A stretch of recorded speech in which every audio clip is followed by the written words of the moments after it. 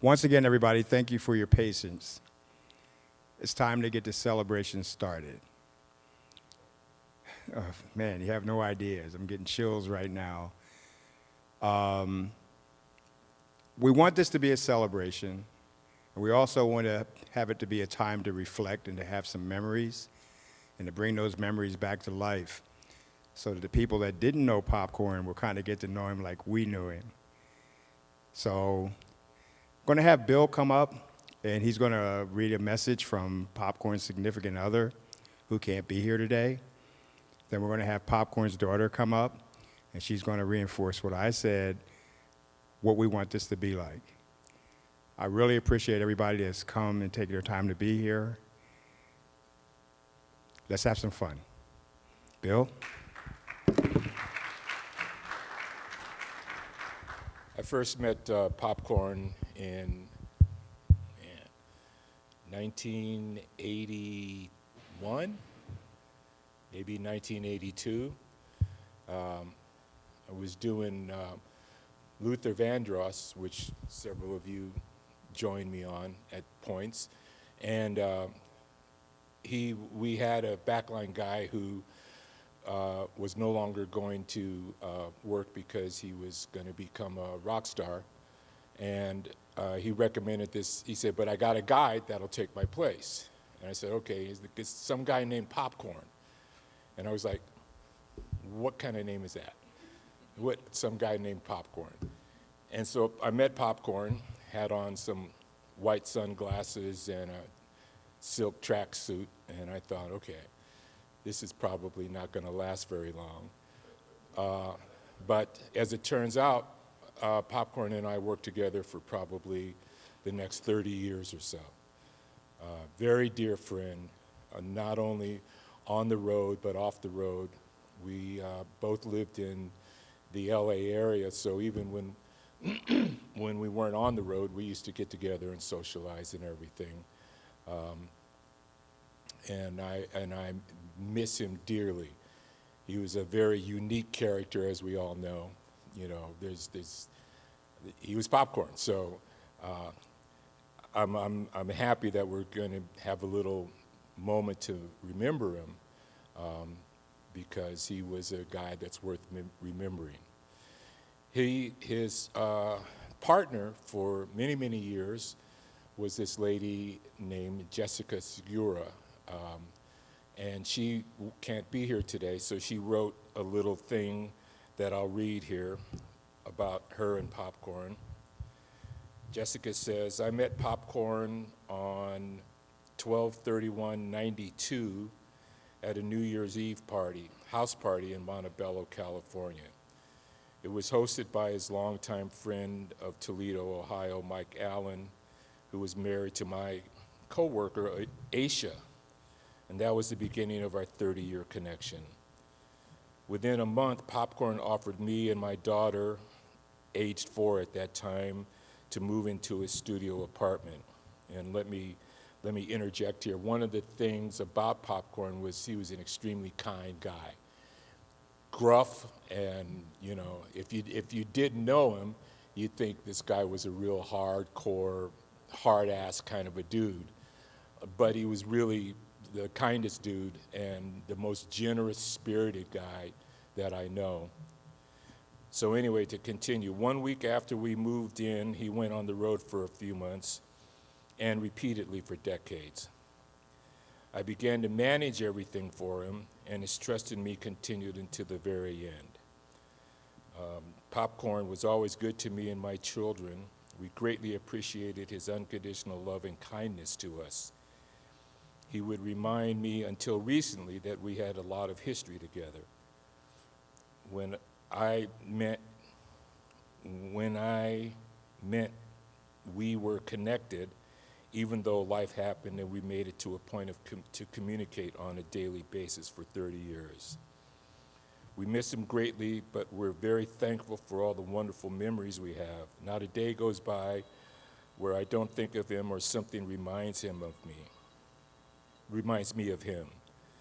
I especially miss the daily, "Yo, are you cool?" messages. Thank you, Popcorn, for the glorious 30-year tour you committed to me and my children. Lastly, all three of them turned out to be musicians. Go figure. Love, Jessica, Alina, Brandon, and Via. So that was from Jessica, who was with Popcorn pretty much for 30 years. The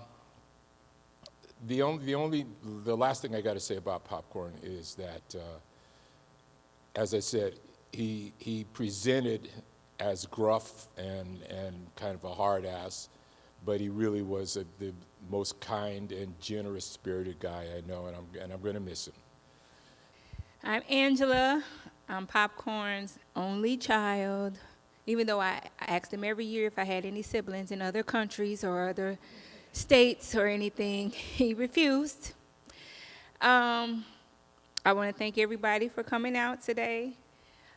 He really wanted a service that was happy and joyous and full of memories, and that's what I want today to be about. I would like for you guys to share your memories with him, things that I didn't know about, things that happened on the road, way that he touched your life, the way he inspired you or didn't inspire you, whatever way. I just want to hear what kind of a person my father was out in the world.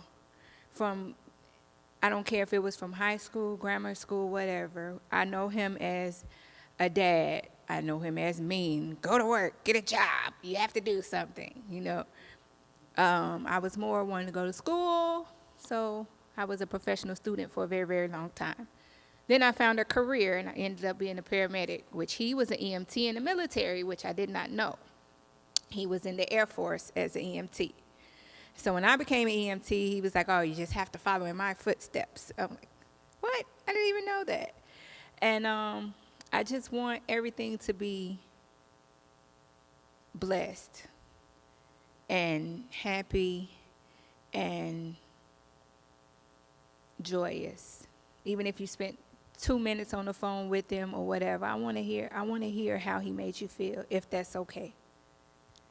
My other daughter, Ariana, she couldn't come, but she wanted to come. I'm a percussionist. And I'm glad to take I have part Alicia here in with this me, tribute. who is following in his footsteps, kinda, sorta. She got accepted to Columbia College. She's a freshman there, and major is music, performance, and production. She actually told him that, and he was very, very proud. And he said he's got a lot of hard work to do, and a lot of people that he was like, it's a lot of people I know that's been there. It's a long road. It's a long journey. Just stick through it. So that's what we're gonna do. I'm on a cane, but I got hurt as a paramedic. I had a 908-pound patient. She crushed the bottom of my spine. So sometimes you'll see me with the cane, and sometimes I'm gonna move without it. Whatever compels you. If you want to sing, dance, or whatever, anything that reminds you of my dad, I would like for you to do. So, great. Who wants to go first? I just want to go back to, I guess, a chapter in my history for some people that don't know about the famous Rick James over the microphone saying, "KC, get your motherfucking black ass off my motherfucking stage now," and what it feels like to get fired in front of 20,000 people during a concert. Well, I didn't know what to think either. And when I jumped off the stage, I was just thinking, like, what am I going to tell my wife when I go home what happened? And I'm thinking, like, what the fuck just happened? We're not going to go there. But what did happen was the road manager for the act that was in front of us, which was Cameo, walked up and said, "KC, how would you like to be on that stage tomorrow?" And I'm thinking, doing what? He says, "Working for us." I was like, okay. So I took that offer, and it stopped me from falling down. I found out that you can lose a job and still have a career if you keep your head on straight. Through that little interaction, I got a chance to meet Popcorn because he worked for Cameo. Now, for you youngsters that don't know what it was like back in the day, There used to be a guy that would drive a limousine, sometimes drive 150 miles, 250 miles, follow the show so that the band could show up in a limousine every night. There was no company you could call in each city and say, hey, I want a limousine. You had to get one, and you had to have a driver drive it. Anyway, Popcorn was on a tour. He was a truck driver on the tour. You know, we would get together sometimes in the room, and you know what we would do in the room back in the day, back then, and we'd hang out. Anyway, the guy that drove the limousine got into a little altercation at one of the hotels we were staying at. And he got locked up, and the band didn't want to bail him out. So this is still Cameo. Larry Blackman asked, everybody that's got their best dressed clothes, I need everybody to come down to the lobby. So we all come down, and we got our, you know, what we call our best dress. Popcorn's the only one that showed up in a three-piece silk shirt, dashing debonair, and immediately Larry said, guess what? You just got a promotion. You're now the limousine driver. And that was one of my favorite stories, how I met Popcorn. You know, and then we would hang out. He was different than most of the other guys. Like, he didn't drink. He might have been known to smoke a little bit, but he didn't drink. And he had this unusual characteristic when you would hang out with him. How many people do you know that carries a stick bag? He would have a drumstick bag slung over his shoulder. When we'd go out to the little clubs and whatever, and I'd be getting my little drink on, he'd be sitting back watching the band because they had live bands. And somehow, before the night was over, he would talk his way on the stage and he would get to play drums. And he never stopped. But I just wanted to share that with you. This is one of my favorite Popcorn memories and one that'll always stay with me. Who wants to be next? Ladies and gentlemen, Victor Reed. Wow, Jackson, you know what? You brought back some memories right there, bro. So, Popcorn. I first met Popcorn. Me and KC and Lenny Geis was on tour together. I was a valet for LTD. KC he graduated from SIR and came in, became sound man. I'm like, and I'm doing clothes, looking at these cats on stage. I'm like, man, that looks cool. Popcorn was a limousine driver. He was working for WG at that time, and he was driving, like Casey said, they drive to every city. He was there, and he come out sharp, and he was the limousine driver. I'm like, whoa. Now, we didn't, other than what's happening, because he was always friendly. He was always a cool cat. But what really connected, at the end of that tour, I left, and I started working with Rick James. All right. When Casey's talking about the whole Rick James, yeah, that was like, oh. You kind of halfway blame me because I brought him on. Come on, Jackson, here we go. You're going to work with Rick James. And that just like, that blew up in everybody's face. I'm like, but when he came back the next day and was on stage, it's like, oh, okay. But I met Popcorn. I was, even before then, before KC came out there, I got fired from doing wardrobe on Rick James, and I got on the stage where I wanted to be. So I was there, and so I'm setting up. And Popcorn was driving the truck for Cameo. So I'm setting up and got the Fender Rhodes, setting it up and so forth, and Popcorn pulled up in, and he see me over there by myself, and I'm just in my world. I'm figuring all this out. And he came over and like, hey, man, what you doing? Oh, let me help you. And he helped me set up everything, and just did it every day. I said, man, well, no, I don't want nothing. I said, oh, this is a real dude here. This is a real cat. This is like, and that started our friendship, and it grew from that point on. To Bill's point, in terms of, it was Mike Murphy. It was the system. So Mick is when he became a star. He was Mick, but he was Mike Murphy. He was like everybody else. He was a roadie like us. He called me and said, "Hey Vic," and he used to do Luther. He was doing Luther. He called me once he got that hit and said, "Hey Vic, I need somebody to work with Luther because I'm getting ready to do my thing. My hit is happening and I'm working. I can't do Luther." I said, man, I know somebody.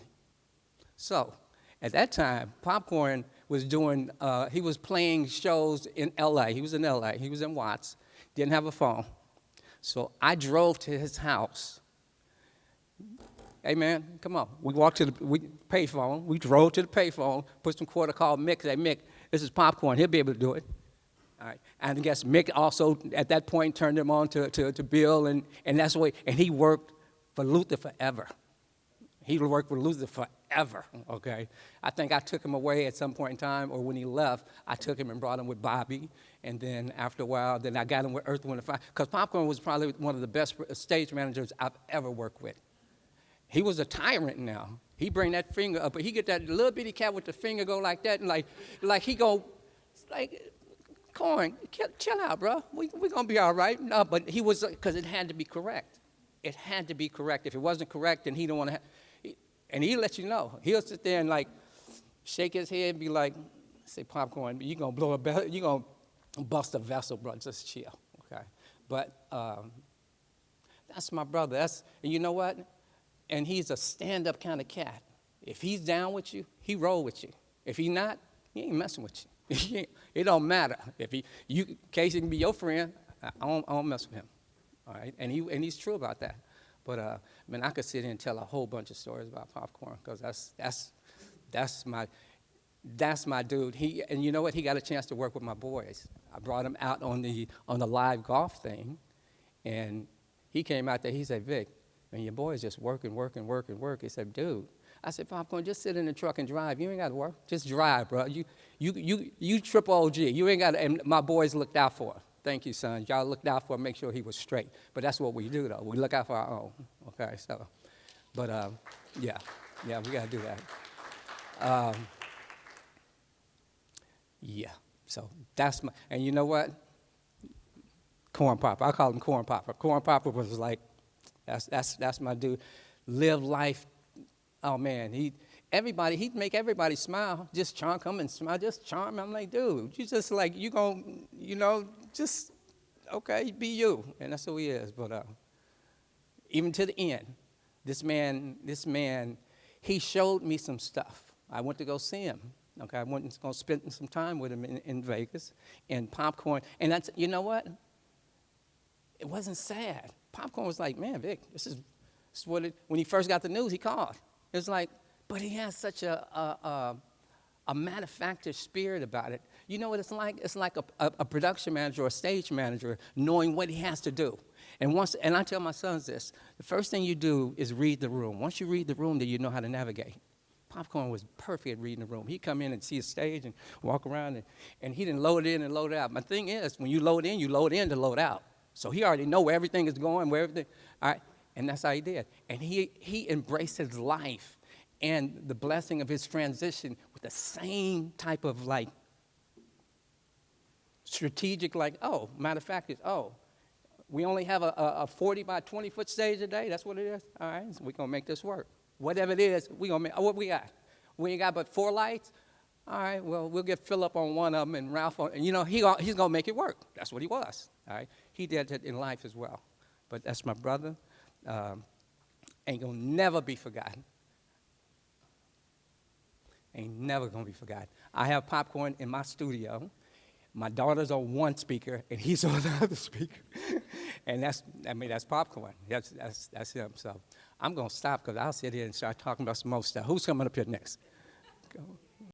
When I first met Popcorn, let me tell you all about this. W.G. Garrison, Larry Blackman. I remember Larry didn't pay us. We in the hotel getting kicked out of the hotel. Popcorn, we called Popcorn, and me, Chris, Popcorn. I think KC went home. Just said, man, I'm out of here, and went home. But we were stuck in Atlanta. You know what Popcorn did? He took the whole truck of band gear down to the pawn shop. We ate. We stayed a couple more days at the hotel. I decided to take the bass guitar that was shaped like one of Gene Simmons acts that he played. I had the bass guitar at my crib. So anyway, Cameo gets their stipend from Polygram Records. We get the money. Popcorn gets the truck full of gear out of the shop. We go and do some shows. Popcorn was taking the truck to the pawn shop like every couple of weeks that we didn't have no money. This was a regular basis. Casey will tell you. But he looked out for all of us. We looked at, they used to call us the Doberman Pinscher Squad because we was on it. We was on top of it. With food, somebody figure out how to get some meal tickets from the caterer, and we're going to eat. And we're not supposed to eat because we're not the headliners. We're just opening up for Rick James. And this one particular time, I remember we out on the road, Popcorn's driving us back and forth. He comes in and he watched what I'm doing for Larry. And I looked at him and I said, yeah, watch me. Hey, come on, help. He said, man, I'm a drummer. I said, really? He said, yeah, I play with Groove Holmes. I said, oh, wow, gee. I said, man, you could do this gig, man. You could do it better than me. You play drums, you could tune it. Next thing I know, Popcorn is out on the road with Pointer Sisters, Tina Turner, Luther Vandross. And I'm like, okay. So then I guess he recommended me to Bill. No, actually I met Bill doing Cameo, that's what it was. And I wound up on Luther Vandross with Popcorn, KC, and I, and all of us out there, we just had a great time. We were such family. I mean, we talking about a time when Luther didn't even have security because we was the security. He had the Doberman Pinscher Squad. You know, so Luther wasn't worried about at the time, but, you know, he had to go and get some security. And Popcorn, I think he left to go and do Earth, Wind, and Fire about around that time.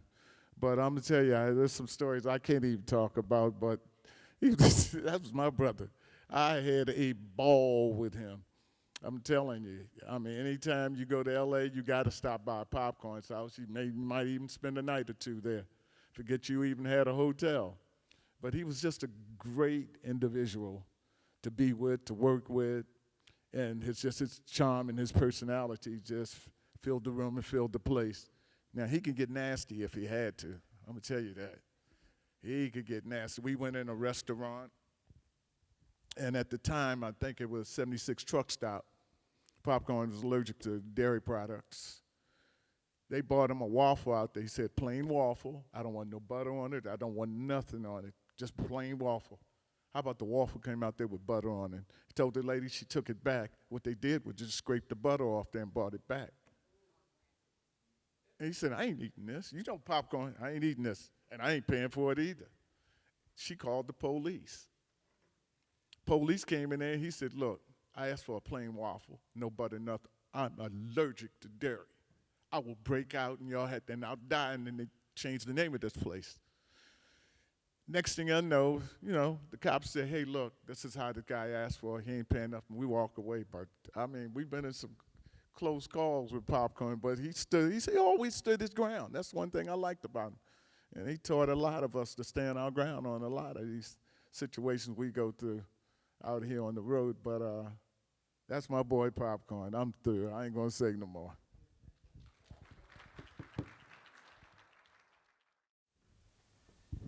Hey, everybody. I spent 10 years in the industry. But those 10 years, everywhere I went, I was with the OJs, I was with Prince, I worked at a small club. But you was just like an echo in the room. Popcorn, Popcorn, Popcorn. It's like, who is this cat? Popcorn. Well, he was working for Sheila in Lawston, and I was there. Casey hired me. But I became a part of the E-team that he and Kay basically established. And his care of people and the equipment was just amazing. But he cared about people. He cared about the production of the show. And I come to understand why his name was like an echo. Whatever room I went to, whatever building I played, Korn had been there or he was about to come. Whenever I made a habit of going to be a local guy in Detroit, that's where I'm from, Korn was always there, always treated you with regard and respect. And the brother he just made you feel better. No matter where you saw him, no matter who you were, Brother was just a genuine heart, and I'm better, and I believe everybody else is better for having been knowing him. That's all I got.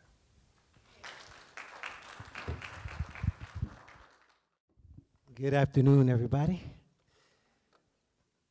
Popcorn, Dwight Miller.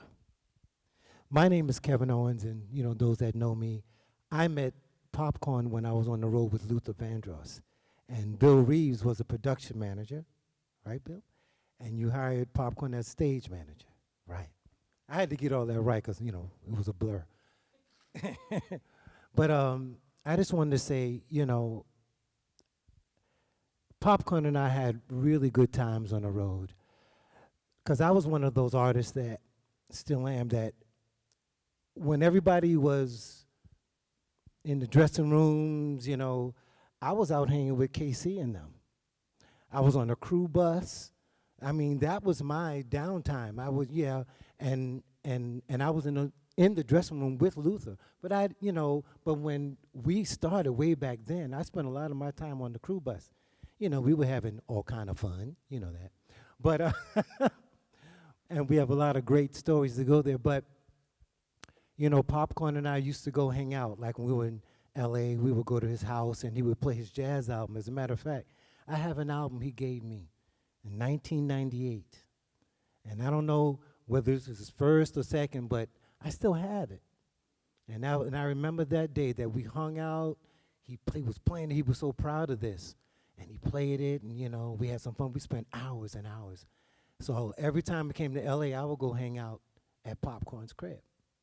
And being on the road with Luther and Bill and Greg and Casey and all y'all that were with Luther, we were really family.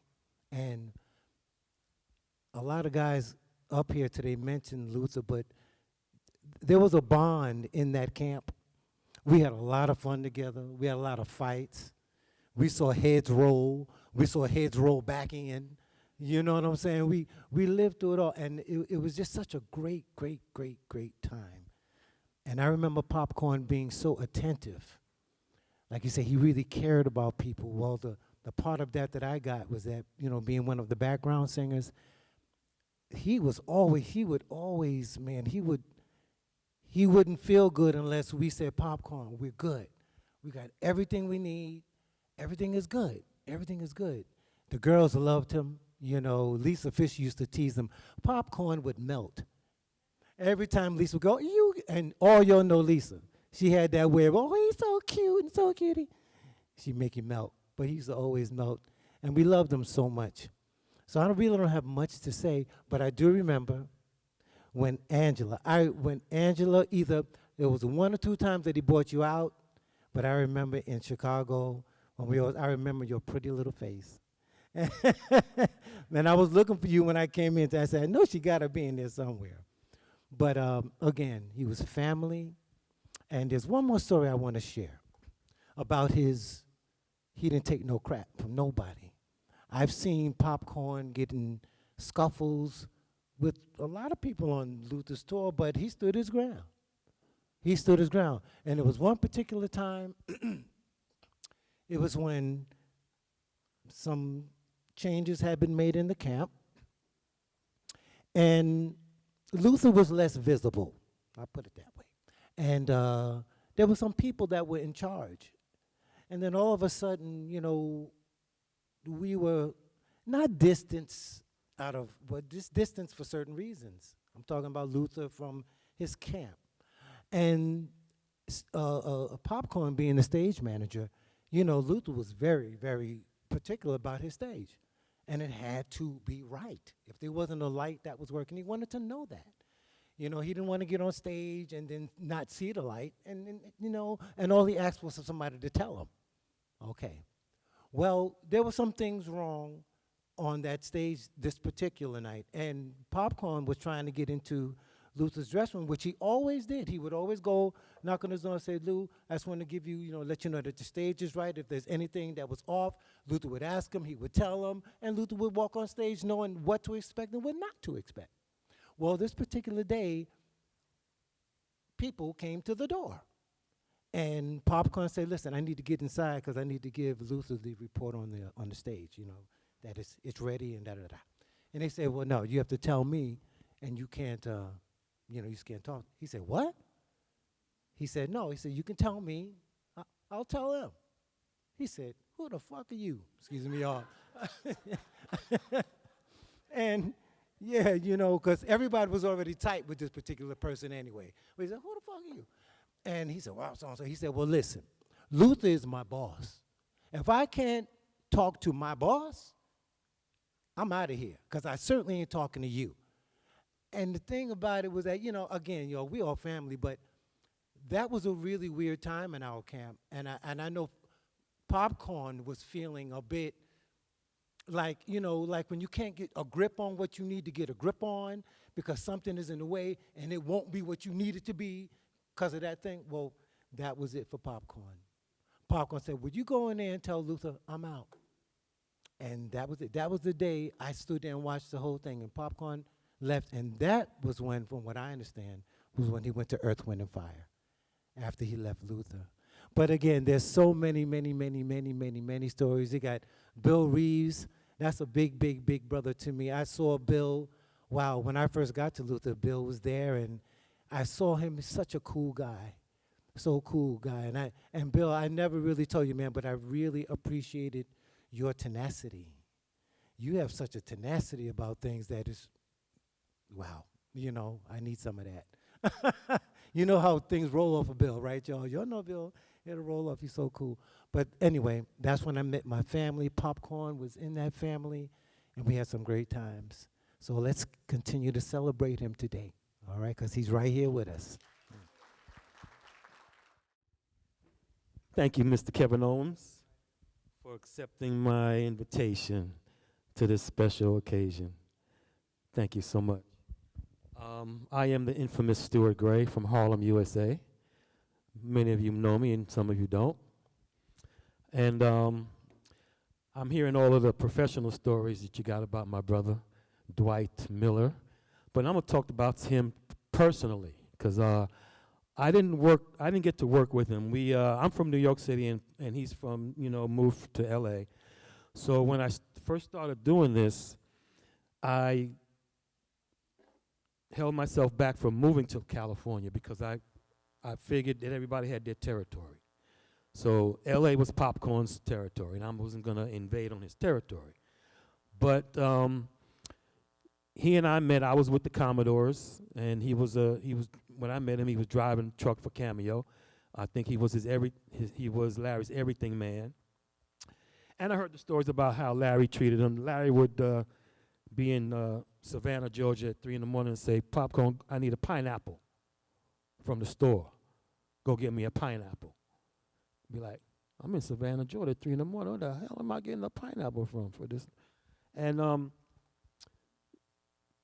being in this industry, doing what we do as techs, we are probably the most stupid people in the world because we put our dreams and hopes aside to fulfill the dreams and hopes of other people. And that takes a special person to not be in that space of, I can't do you because I'm doing me. And one thing I do want to say about the professional life, and I want to mention the name Yogi Horton. Yogi, I knew Yogi being in New York. He was the drummer du jour. He was #1 on the list. And he actually got me with Luther. And being an African-American tech, we all got our whole list of artists that Cameo's on the list, the Luther's on the list, the Earth, Wind, the Richies, the Commodores or LTD's on the list. We all service all of those artists, and there's too many to mention. But I do want to say something about the Luther crew. Before Greg and I got with the Luther crew, they had a keyboard tech, a guitar tech, and a drum tech. 3 guys helping the band. And then me and Greg took hold of the crew, and it was just me and him set up the whole stage. So I just want to give that little shout out to my boy Greg Black, because we scaled it down from 3. It's only 3 people. Me and Greg can handle, and the grand piano for that. So we just handled it. I'm very proud of that kid, G. We took him down from 3 to 2, and we didn't get paid. But so personally, Yogi Horton and I kind of drummed up a real special relationship. Me being in New York, Yogi was playing all of the spots. He was the number one on the drummers list for any commercials, and then he put me with Luther. And I don't know, I didn't want to take Popcorn's gig, but he put me with Luther for that year. And one thing about Popcorn is anytime the Tex went to California, we always stopped by Popcorn's house. And the reason we did, because he had a sort of like a wall of fame picture, wall of fame. And that wall of fame had every tech, mostly techs that he had met around the world, and they were all stapled to this board he had in his house. And I felt very proud when my picture went on that wall of fame. It was a moment for me. And then we get to Yogi and Luther. That fateful night in New York when Yogi Horton passed away.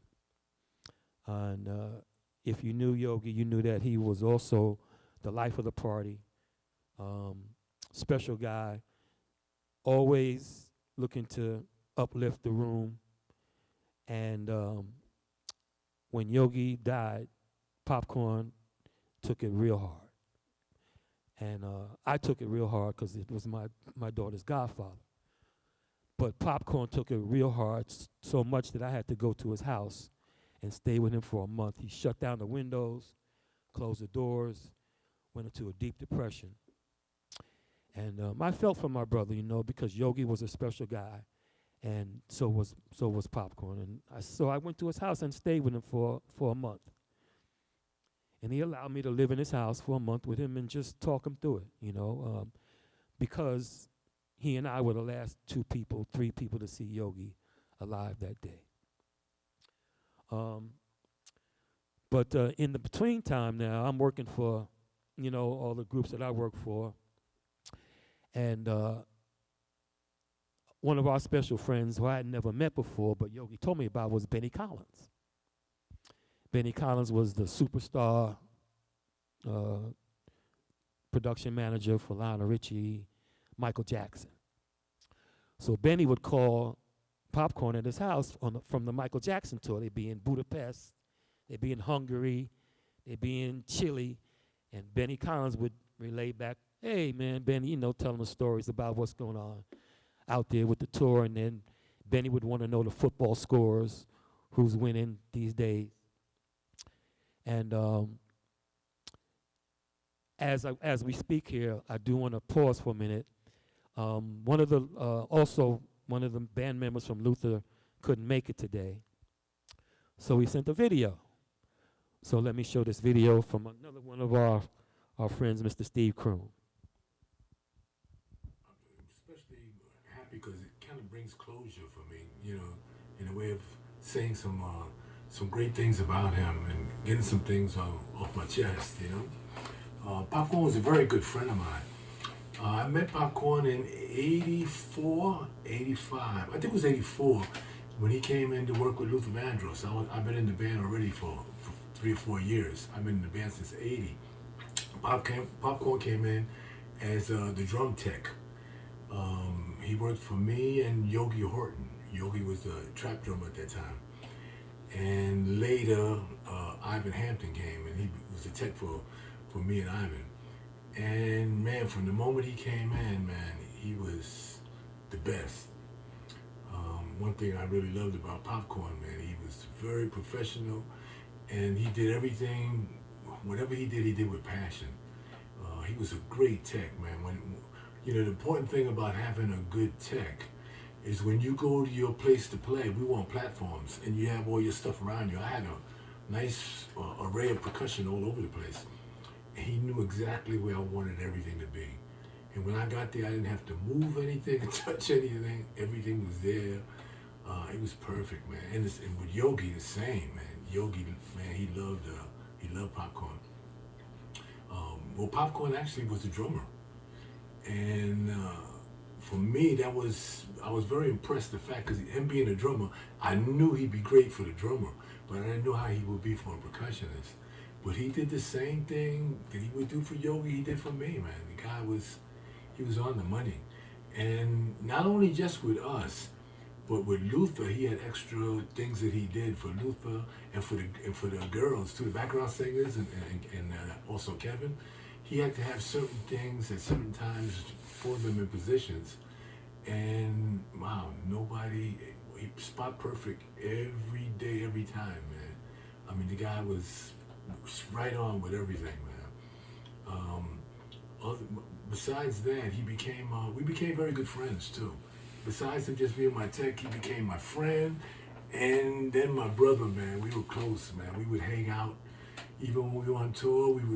On days off, man, we would hang out together and go to, have lunch together, and hang out and see things and laugh and joke, check out some concerts. The thing I really liked, we both had the same passion for music. He was a great jazz lover. And in playing drums, that's what really gave him his passion for it. I'm glad he got his opportunity to do his record, and I was very proud that he asked me to be on it, man. I was very honored with that. Him and Skip Anderson, they did a great job putting together this record that he really wanted to do, and it really meant something to him, and it was great because afterwards it gave him a sense of his legacy for music, his legacy in music. So we did that, but another thing with Luther and all, besides being a tech, after the tech, this guy, not only that, the guys around him, the crew, all the other techs, man, they all kind of looked up to Popcorn, man. He had a way of he was a leader.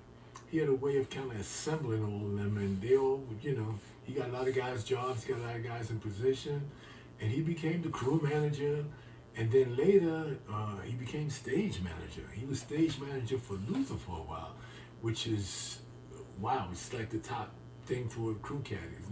He was responsible for everything and everybody, from setting up everything from morning to evening and taking everything down.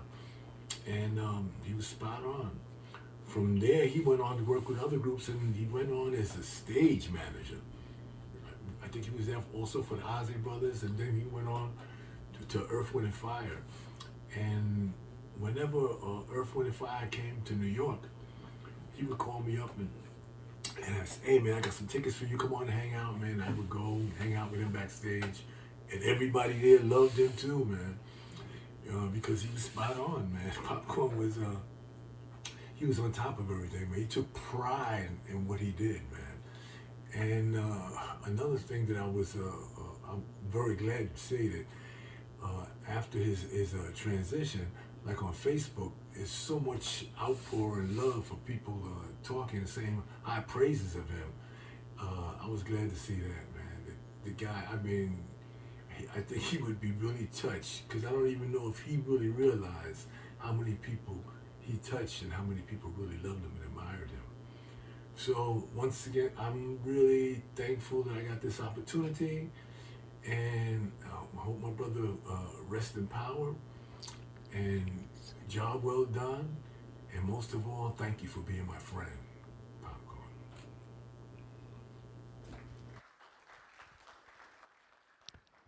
Thank you there, Mr. Steve Kroon. And those are my sentiments exactly. Yeah, it takes a special brother. It takes a special person. I mean, it's hard sometimes. You feel like you can't say that you love a man loving a man, but I loved him to death. We had a special friendship, a classic friendship. I was a basketball head, so every time I go to LA, I'd take my basketball and whip him up a little bit, leave my basketball there, say, hey, man, you could take this and, work with it, because by the time I get back, you may be able to do something with me, but it never happened. But I loved him to death, Gruff, Mr. McGruff or not, he was a special cat. He influenced all of us as techs. And I can say that in the spirit of that, I would like to possibly start the last time I saw him was at Lenny Geis's memorial in Tuskegee. So I would like to offer my suggestion that we start a Popcorn Miller Wall of Fame, Hall of Fame for the Roadies of Color United, where we put those pictures in a folder, just like he did at his house. And this is going to be our tribute to my brother, be the Popcorn Wall of Fame, Hall of Fame for the Roadies of Color United. Thank you. Namaste.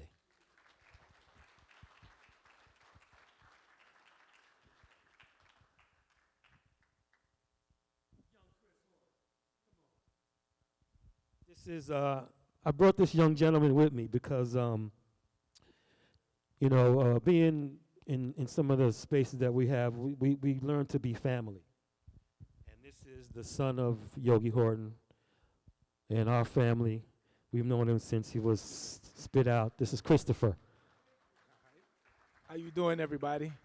I'm 50 now. I met Popcorn in '84 when I was 11, I think, when he first came to Luther to be on the gig. So my father passed in '87, a couple of years afterwards, but he always spoke highly of Popcorn, and I knew the degree of their friendship, and it's kind of monumental in my eyes of what I remember, because the night that my father passed, they did a concert in Madison Square Garden with Anita Baker, and after the concert, I think other than Stewart, Popcorn was one of the last people that saw my father alive before he passed. And after he passed, a lot of people that were in the recording industry with him, I think because of personal reasons and business, they kind of strayed away, but it was a few people that always stayed in touch and would call and check on me, and Popcorn was one of those guys. And I never forget, this might have been maybe 10, 12 years ago. He got in touch with me and he called me, and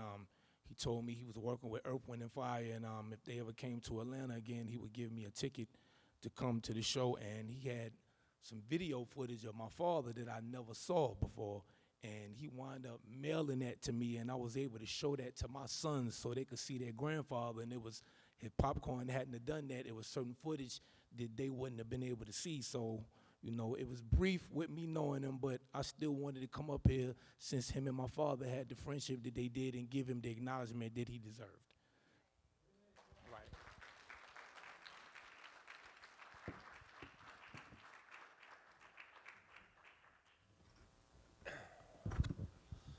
My daughter left Smith College, graduated, which is the bastion of female education in the Northeast. And 2 days after graduation was on the bus with Earth, Wind & Fire. Her first day in the office, working with Tony Bullock, Lenny Geis walked into the office and wondered where his goddamn fireballs were. Now, I can honestly say that my daughter is colorblind, but Lenny Geis with the cat eyes and the dreads, and God knows what he was wearing, and those slippers that were terrifying, scared the living bejesus out of her. And she's just about to break into tears when Popcorn walks in and goes, "Dude, this is Maple's daughter." So Lenny, instead of saying, "Oh, it's okay, I'll find the fireballs," of course launched into, "That motherfucker sent his daughter out here and didn't call me?" And it was Popcorn who said, "Come on, man, let's get out of here." Turned to my daughter and said, "It'll be okay." I tell everybody who goes on the Earth, Wind & Fire tour, all my drivers, including, and my daughter, for a week, they're going to push you away. For a week, you think they hate you. For a week, you don't want to be anywhere near this place. And then a week later, all of a sudden, you're one of them. You're part of the family. And they throw an embrace around you that you'll never forget the rest of your life. And it was Popcorn, after a week, who came up and said to my daughter, "You're going to do good here. It's all going to be fine." And for Popcorn and me, that opened the gates to talking about our daughters. And I will tell you that your father was very proud of you. And we spoke a lot about my daughter and his daughter. And it was a bond that we had together for the remaining period of his life and my experience with him, which was a pretty regular thing, whether we were working together or not. The other thing I want to bring up is I've had the good fortune in this business to see some remarkable teamwork when it comes to production managers and stage managers. I work with Chip Monk and Skip Johnson, who wrote the book. I work with Patrick Stansfield and Doug Pope, who wrote the second book. I got to work and experience Victor Reed and Popcorn together. And there was nothing more special than showing up at a show early or at a gig early in the morning and seeing the two of them quietly talking about what a fucking disaster they had between them, but that they were going to work it out. And it was quiet and it was calm and there was love between them. And then they would nod, they'd make a little joke, and they'd walk off and they'd do the job, and the job was perfect. So it is an honor to be here. I thank you especially for this, all right? And I thank all of you.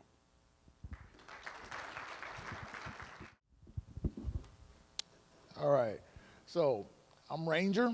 I'm one of the younger person or crew members that worked with Popcorn compared to Bill and Casey, Victor, Stewart, all these OGs. All right. And we call them the OGs because these guys, including Popcorn, were so influential and instrumental in teaching us so much about the business. It's like these guys have basically passed on so much knowledge and adversities that they had to face being minorities in a business that didn't want to see a lot of them, first and foremost. And these guys, Popcorn, knocked the door down, and they did it in such a way that it made it easy for people that's younger than me to get into business and do it, you know? And Popcorn was so influential on me as he being a stage manager and me being a tech. And I could just sit back and watch him, see how he did things so meticulously.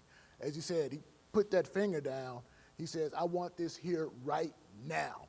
No ifs, ands, and buts, and it better be right there, right then, right now. But he'll back back, and then if you had an issue, he told you, hey, man, look at it this way, approach it this way, let's do it this way, this, that, and the other. And what I saw from him, being a veteran also, because we also stayed in touch with each other, especially on Veterans Day, or he'll put his uniform on. I don't know how he got his uniform on after all those years, but he was able to put his uniform on. I could only look at mine, you know, I've added some weight. But he had that way about him. He had your back all the way.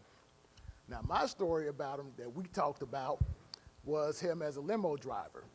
And he said he first got in and he was driving the limo before the cell phones and all this stuff. He was listening to his jazz. He went to pick up this rock and roll group, Styx, all right? You know, they're on the top of the charts. So the guy gets in, and I had just did a gig with Styx, you know, this was years later, and I told him, I was like, hey, man, I just did this gig, and he was like, well, who did you do? I said, Styx. He said, is that little short blonde motherfucker still with him? And I said, yeah. And then he says, okay, well, let me tell you what about him. So he says, I got in the limo, and I started playing my jazz. And he said, that little son of a bitch said, man, you got any real music? And so he already got under Popcorn skin, so he said he just rolled a petition up. Now, again, this is prior to GPS and all that. So Styx's road manager told him to go this way, that way to get to the venue. So he made the turn, followed the directions, and it ended up being a dead end. And so when he made the U-turn, say the guy tapped on the petition, it was like, hey, man, you know where the fuck you going? Popcorn say, oh, yeah. He say, just politely pulled over, went to the trunk, popped the trunk, got the guitars out, opened the door, told them, get the fuck out, and drove off. Left them on the side of the road. Now, the ironic part about that is, probably the last time we were in Jersey at EWF, we were staying at the hotel we normally stay at, and Styx actually pulls up. This was this last year. And I saw the guy, the lead singer, and I asked him about that. I said, do you remember this incident happening? And the guy just drops his head Nah, man, I don't remember that. That's my popcorn story. Hey, we're going to miss him.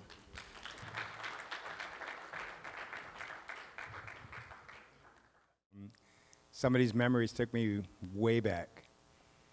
Like I say, Popcorn's me one of those people you're not going to forget. 3 of the best gigs I ever got in my whole career. And this is one that may be trivia for some of you cats. You know, a lot of people see black people, you think R&B.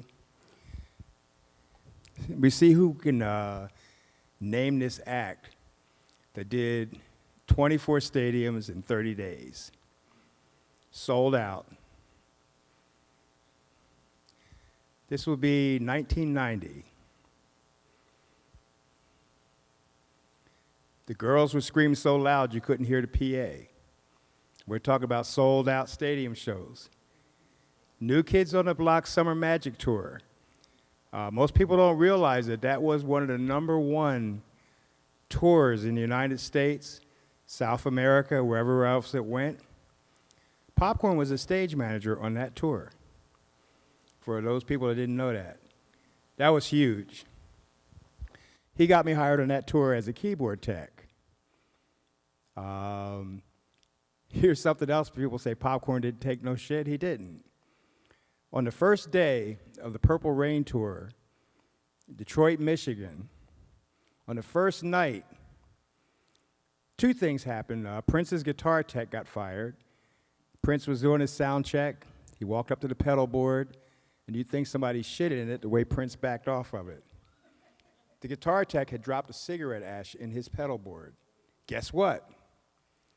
He immediately got fired, and they had to fly another guitar tech in.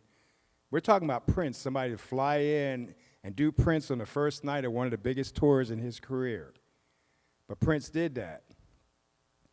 In the meantime, Popcorn had a little difference of opinion with management for Sheila E., who was the opening act on the Purple Rain Tour. And on the first day of the first show, Popcorn said, "Fuck this, I'm out." And he left in lipstick on the mirror in the band's dressing room, like, F you. And he left. I ended up getting moved up from being the guitar tech because I had previously toured with Sheila E. on the last Marvin Gaye tour in 1983. She was one of the percussionists. And she called me to the dressing room because I thought it was odd, other than her usually just speaking. She says, "Casey, I need to talk to you. I need a favor." I says, "Well, what's that?" She says, "Popcorn just quit." And she said, "I don't know what to do." And she said, "Could you hold me down for a couple of days?" I said, "Hold you down doing what?" She says, "Can you take over production until I could find somebody?" It's like, well, yeah, I'm thinking like a couple days. Well, a couple days turned into that whole tour. I was a guitar tech / production manager for Sheila on the Purple Rain Tour. So that was 2 gigs that Popcorn had got me out on that, without me thinking of it at the time, helped to perpetuate my career. Anyway, the last one, March of 2018, I was supposed to go out on a tour with Big Sean, Maceo Price, for you guys that know Maceo. I was going to delve into the hip-hop rap world again and go do this Big Sean tour. Had like a big production budget. It was going to be all these rehearsals in Florida. So I didn't make any plans. I'm all set to do it. And out of the blue, Maceo's like, tour's not going to happen. He's decided he's going to go do work on a new album. And I was going to church a little bit more regularly than I do now. I mean, I can't make no excuses. I need to go back. But I was thinking, like, wow, this gig just went away and I ain't got nothing happening. So I kind of prayed on it. And that Sunday afternoon, Popcorn called and said, "Hey, man." He said, "Hey, man, Tony Bullock's going to call you, but don't tell him I told you I called you." I said, "Well, what's going on?" He said, "He's going to offer you my job." And I said, "Well, how's he going to offer you?" He says, I'm retiring, man. And I put your name in the hat. Tuesday, 2 days later, Tony Bullock called me. And I didn't say that Popcorn called me to tell me, but I've been trying to fill those shoes in Popcorn's role with Earth, Wind, and Fire. It's almost been a little over 6 years now. But like I say, 3 of the best gigs I ever got in my career, and I'm going on year 47, they came by way of Popcorn. My name is Aaron Graves. I'm an audio engineer. I met Popcorn, Casey, Victory back in, say, 1994, 95. Was probably as green as Green The- as I was when I started. yeah, yeah. My memories of Popcorn and these guys was always excellence. You got one shot. If you can't get it right this time, hey son, we'll see you on the next one. Send it to the house. No hard feelings, but we'll see you on the next one. Popcorn always had a pair of scissors in his back pocket. If he saw a cable running across the floor, if he got to it before I did, oh, he cut it. Psh, right there on the spot. Yeah, right there on the spot. Artist getting ready to go up on stage. Casey can tell you. Why's that cable on the floor? You either cut it or run it all the way around. I remember I would have a run maybe 10 feet, just from here to there. Popcorn didn't want to see no cable.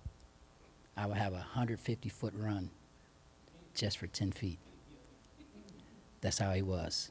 He wanted excellence. He would say, you know, cleanliness will get you the gig, and cleanliness will keep the gig. Excellence, excellence, excellence. That's what Popcorn stood for. And I want to say I appreciate you guys, KC, Victor Reed, Bill Reeves. These were my mentors. I started when I was, 19, 20 years old. I'll be 50 next year. Still going. Excellence. My pleasure, man. Actually, while I was sitting there, I thought of one more thing about Popcorn that nobody has brought up, is the fact that he was a bit of a clothes horse. You know, we worked, everybody at work, you're working in blacks all the time. But in his off time, he was a very sharp-dressed man. And in his earlier days, you see pictures of him from Ohio and everything. He was a pretty sharp-dressed dude. And I remember this one time, we were doing a 2 or 3 nights. This is on the Luther tour. We were doing 2 or 3 nights at Universal Amphitheater. And as happens when you're doing multiple shows in one venue, the first day you're still dressed, you know, in your blacks. But then the second and the third night, because you don't have to load in and load out, and you're just, you know, just there to do the show and then walk away, sometimes guys tend to dress up just a little bit more than they would otherwise, because you don't have to crawl in trucks and stuff. So this, and I'm laughing because, so this one time, everybody came in the second night and had on, you know, like a pair of slacks and maybe a shirt or something rather than the usual blacks. Popcorn showed up in a 3-piece suit, as he was wont to do. I believe a sharkskin striped 3-piece suit, because, you know, he liked to dress up. But the funny thing is, and this was on Luther, he was teching for Yogi. And of course, in the middle of the show, Yogi, and any of you who knew Yogi as a drummer knew that he hit hard. I mean, one of his signatures was he was a hard-hitting drummer. And he punched a hole right in the bass drum, right in the middle of the show. And I remember, I'm laughing because Popcorn then had to run out there in his 3-piece suit. And while Yogi is still playing, it's in the middle of the show, in the middle of the song, and Yogi's still banging away on every other thing he's got. And Popcorn is up there in his 3-piece suit, changing out the bass drum head behind the set while Yogi is still playing. And of course, this is a really, really high, intense physical gig if you got to change out a bass drum head while the show is going on. The lights are flashing and the dancers are dancing and everything's going on, and he's back there in a three-piece suit changing out a bass drum head. And of course, which he did successfully, but it ain't an easy, quick job. You got to be back there for a minute. And then he came back afterwards, and his lovely three-piece suit was totally wrecked, completely soaked, wet, and tore up. But that was Popcorn, you know. I mean, he's a professional, so he didn't even stop to take his jacket off, as I recall. He just ran out there and started wailing away, and that was Popcorn. I also, speaking once again about his dress, and this is a story that my wife tells all the time, because she loved Popcorn. She loves Popcorn. We went over to visit him one day, and he had been sick. This in LA, and he had been down with the flu or something like that for a couple, 3 days. And so we went by to say hello and, you know, check on him and just, you know, hang out for a minute. And he came to the door perfectly suited in silk pajamas and a silk bathrobe, you know, like smoking jacket with the bow tied just so, with a cocktail in his hand and a joint in the other hand. And this was him. This was Popcorn, you know, sick at home. It looked like he was posing for a GQ magazine thing. So anyway, I was just thinking about funny Popcorn stories, and the one thing that we hadn't talked about was his dress. Just for people who haven't done the conference before, one of the highlights of the conference is going to be on the second night, the end on Saturday. We're going to have our banquet, which will be here in Salon D. We're also, we're focused on Popcorn today, but we have some other fallen brothers that we want to acknowledge. So we would have like a mini memorial in that segment with the banquet, and then also we'll have our Lenny Awards that we'll be presenting for excellence. We're going to meet up after this is done down at the tavern, those people who like cocktails and those kind of things, and we're going to hang out down there. This is sort of like a unofficial gathering, but that's probably where we're going to be hanging out at tonight. But I thank everybody for coming out.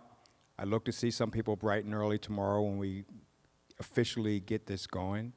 And thank you very much for coming out.